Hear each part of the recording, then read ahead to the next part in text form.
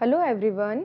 ये हमारा अब नेक्स्ट टॉपिक है, ये भी बॉटनी का सेमेस्टर 1 का ही इम्पॉर्टेंट टॉपिक है। तो हो सकता है आपके एग्ज़ाम में आ जाए डिफ्रेंशिएट बिटवीन एल्गी फंगी, क्या क्या डिफ्रेंशिएशन होता है, या हो सकता है शॉर्ट नोट में आ जाए एल्गी के बारे में लिखने के लिए या फिर फंगी के बारे में। तो चलिए इसके पॉइंट्स को समझते हैं। अब एल्गी है क्या? Algae exist in environments ranging from ocean, rivers, lakes to ponds, brackish water and even snow.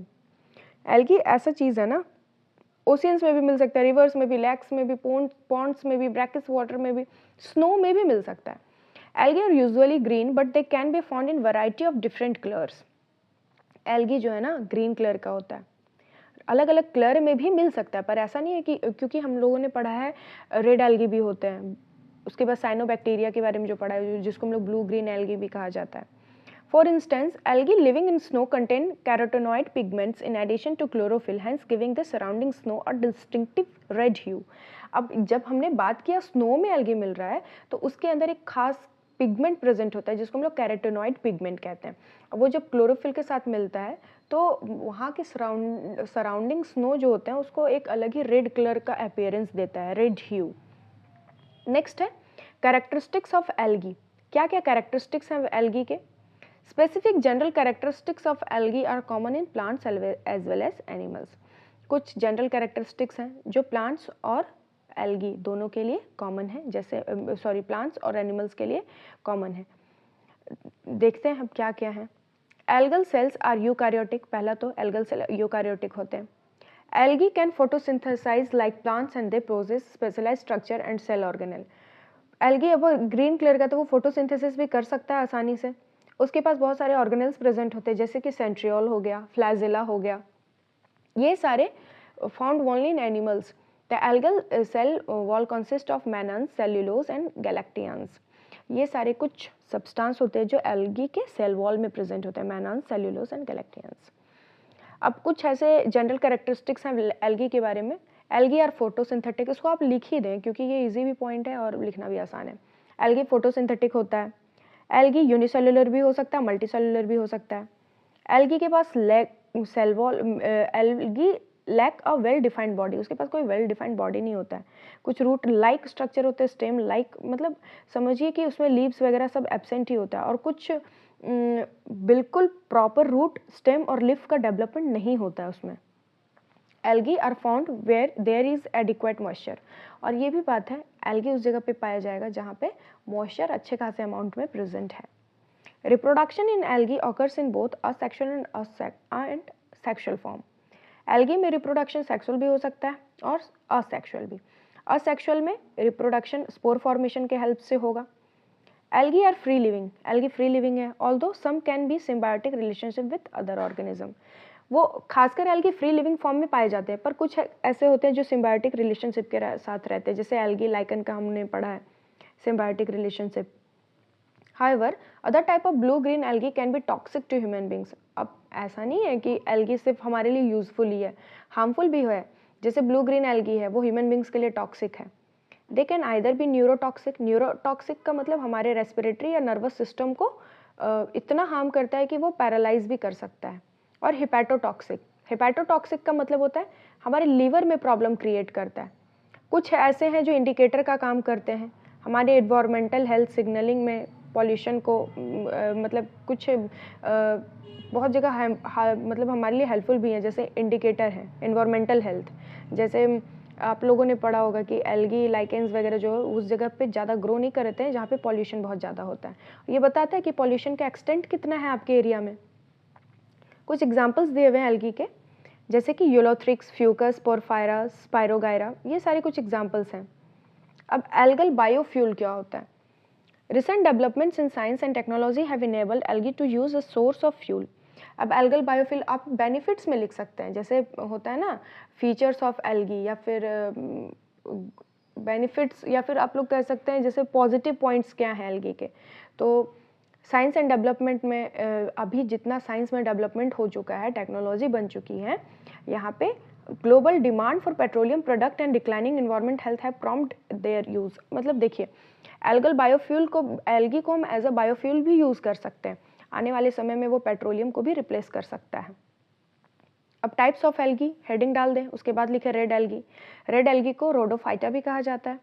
इसका सबसे ज़्यादा स्पेसिफिक कैरेक्टर ये है कि ये मरीन में भी या फ्रेश वाटर इकोसिस्टम दोनों जगह पाया जाता है। द पिगमेंट्स, कुछ पिगमेंट्स उसमें प्रेजेंट होते हैं जिसको फाइकोसाइनिन, फाइकोइरिथ्रिन, है ना, ये सारे होते हैं। ये रिस्पॉन्सिबल होते हैं रेड कलर के देने के लिए, मतलब एल्गी में रेड कलर देने का काम करते हैं, फाइकोसाइनिन, फाइकोइरिथ्रिन। कुछ ऐसे पिगमेंट्स हैं जैसे जो ग्रीन कलर देने का काम करते हैं, जैसे कि chlorophyll A.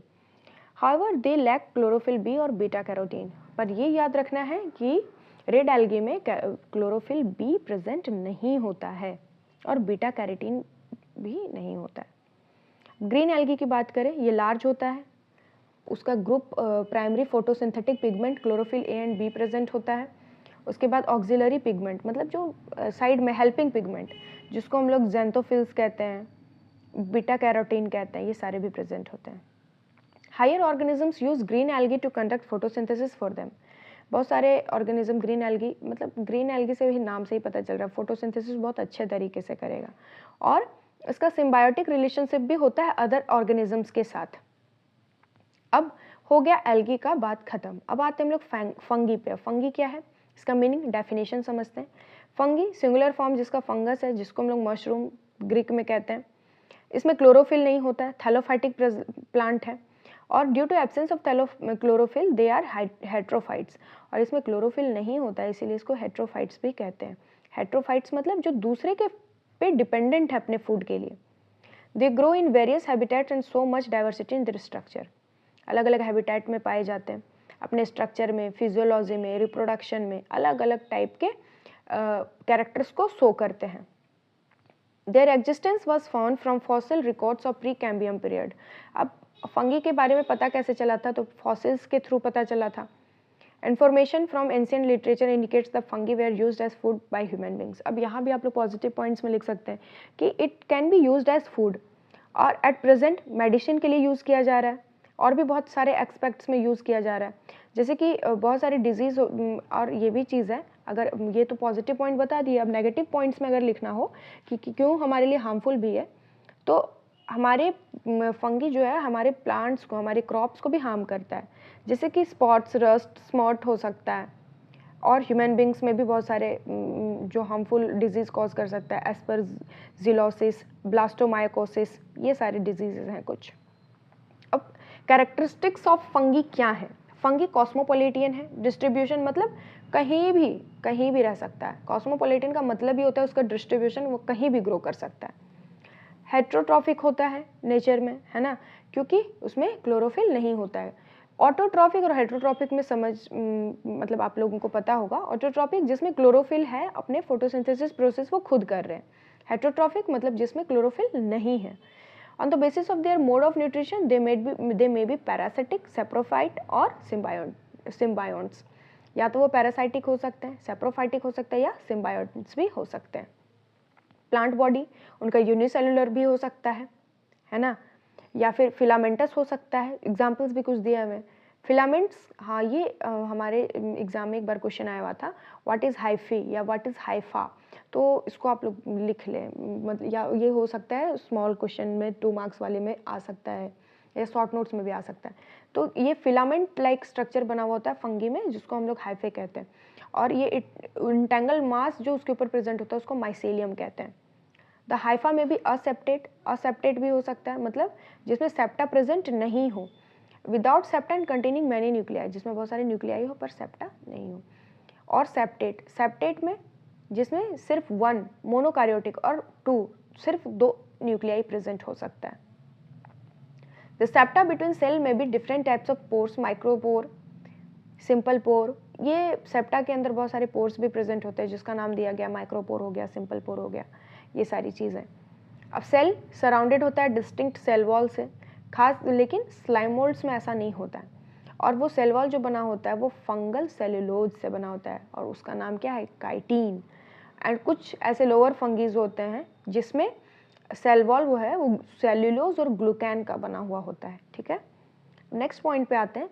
The cell generally contain colourless protoplasm. Cell के अंदर कलरलेस प्रोटोप्लाज्म प्रेजेंट होता है। क्यों कलरलेस होता है? क्योंकि क्लोरोफिल नहीं है, nucleus, mitochondria, endoplasmic reticulum, ribosomes, vesicles, microbodies, ये सब भी नहीं होते हैं। अब कुछ देखिए डायग्राम है जिसमें एल्गी और फंगी का कुछ डिफरेंस 3 पॉइंट लिखा हुआ है। बाकी आप लोग अगर डेफिनेशन समझ गए होंगे, उसका पॉइंट समझ गए होंगे, तो आप लोग खुद भी आराम से डिफ्रेंशिएट कर सकते हैं। एल्गी में ज़्यादातर ये यूकैरियोटिक होता है, फोटोसिंथेटिक होता है। ये यूकैरियोटिक तो है पर हेटरोट्रॉपिक सेल्स प्रेजेंट होता है, ठीक है, फंगी में। अब बात करें एल्गी की, ऑटोट्रॉपिक है, कैपेबल ऑफ फोटोसिंथेसिस है। फंगी की बात करें तो हेटरोट्रॉपिक है और न्यूट्रिएंट को एब्जॉर्ब करता है सराउंडिंग से, ठीक है। और यहाँ पे आप लोग ऐसे लिख सकते हैं कि it perform the process of photosynthesis, but fungi doesn't perform the process of photosynthesis, rather it absorb nutrient from the surrounding, ठीक है। अब एल्गी की बात करें, उसमें सेल्यूलोज और अदर पॉलीसैकेराइड्स प्रेजेंट होते हैं।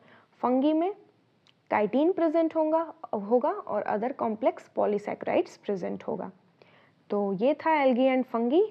Thank you so much, keep studying, all the best.